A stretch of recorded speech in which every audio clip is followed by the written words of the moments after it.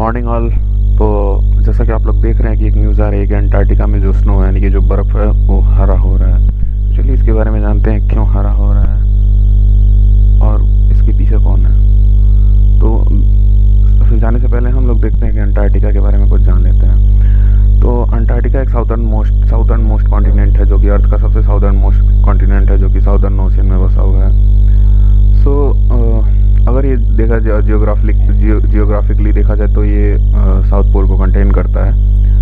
और ये जो क्या कहते हैं कि ऑस्ट्रेलिया का दोगुना है। लाइक ऑस्ट्रेलिया का जितना भी क्षेत्रफल है उससे दोगुना क्षेत्रफल का है।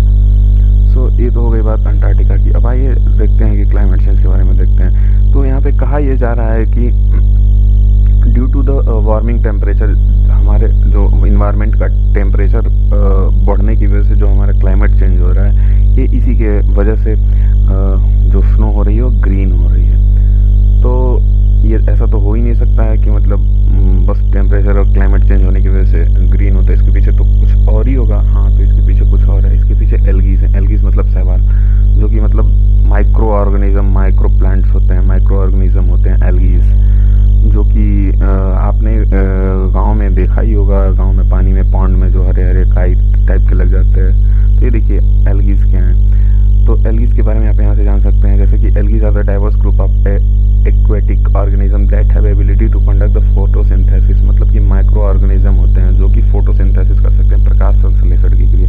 मतलब सूर्य का प्रकाश लेके वो खुद से भोजन पका सकते हैं। That is the only.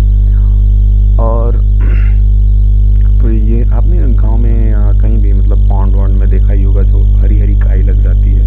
That is the algae. Okay, there are lots of type of algae. So लेकिन हम लोग उसके अंदर नहीं जाएंगे कि मतलब कितने टाइप के होते हैं।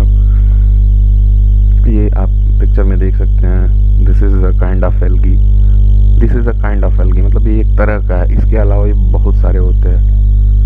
अब इसको उजागर करने वाला कौन था, मतलब इसको प्रकाश में लाने वाला, इस रिसर्च को पब्लिश करने वाला कौन था, कौन इस पर रिसर्च किया? तो यूरोपियन स्पेस एजेंसी का एक जो सैटेलाइट है, सेंटेनल-2 सैटेलाइट, वहाँ से जो फोटोज़ और उसका जो रिसर्च है उसके आधार पे कहा गया। साथ साथ वो ग्राउंड वाली टीम में होती है कि जो अंटार्कटिका में है and they are researching and they told us कि मतलब कि वहाँ पे जो एल्गीज की वजह से एल्गीज ब्लूम्स हो रहे हैं, जिसकी वजह से अंटार्कटिका का जो क्या कहते हैं, अंटार्कटिका के जो बर्फ़ है वो हरे होते जा रहे हैं।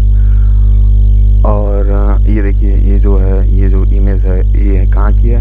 Green snow algae near the Rothera research station at Rothera point at Antarctica. मतलब रोहतरा जो रिसर्च स्टेशन है उसके पास की स्नो है, जो देख सकते हैं कैसे हरी हुई पड़ी है। तो देखिए, इसको कवर करने वाले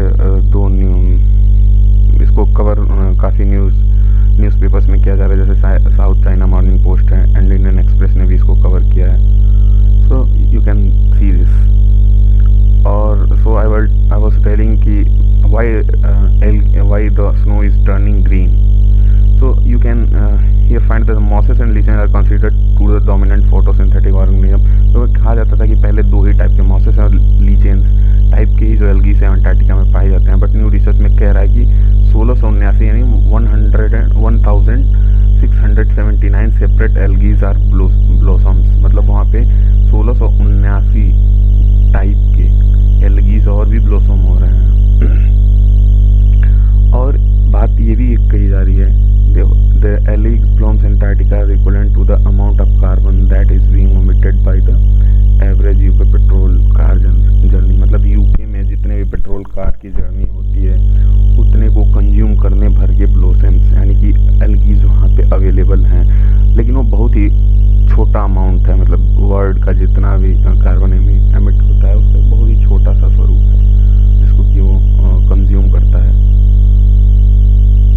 सो it does take up carbon from atmosphere. अब कहने का मतलब ये है कि जो एल्गीज होते हैं और जो कार्बन डाइऑक्साइड होता है एटमॉस्फेयर से लेते हैं। Like they do everything like plants. मतलब कि वो पेड़ों की तरह ही, जैसे पेड़ पत्तियों से फोटोसिंथेसिस करते हैं, सूर्य का प्रकाश लेके प्रकाश संश्लेषण फोटोसिंथेसिस की क्रिया करते हैं। And they took the water and mineral from the soil. तो सेम प्रोसेस बस इनका भी होता है। And last thing, the green is not the only splash of color in Antarctica. Researchers are now planning similar studies on red and the orange algae. मतलब हम लोग बस ग्रीन ग्रीन स्प्लाश ही नहीं, ग्रीन कलर ही नहीं है वहाँ पे, मतलब कुछ ऑरेंज और रेड एल टाइप के भी एल्गीज हैं। तो रिसर्चर्स उस पर भी काम करने की कोशिश कर रहे हैं। और जो हमारा जो जो उनका भी स्पेस क्राफ्ट